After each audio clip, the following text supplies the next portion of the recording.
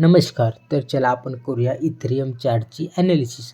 इथं बघू शकता तुम्ही 1 हवरचा टाईम फ्रेम आहे आणि आपण सध्या दोन साईड आहेत आपल्याकडे, एक लाँग साईड आणि एक बेअरिश साईड.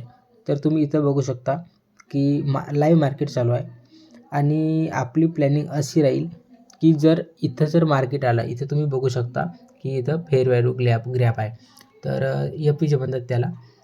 तर जर आणखी आपण इथं जर फिबोनाची जर ड्रॉ केला तर याच लेवलपासून 0.5 ते 0.61 म्हणजेच गोल्डन झोन आहेत, याला गोल्डन झोन म्हणतात. जर इथं जर मार्केट आला आणि इथं जर चांगली बुलिश कॅन्डल जर आपल्याला दाखवली तर आपला लाँग साईडचा ट्रेड राहील आणि आपलं टार्गेट राहील इथपर्यंत. कारण की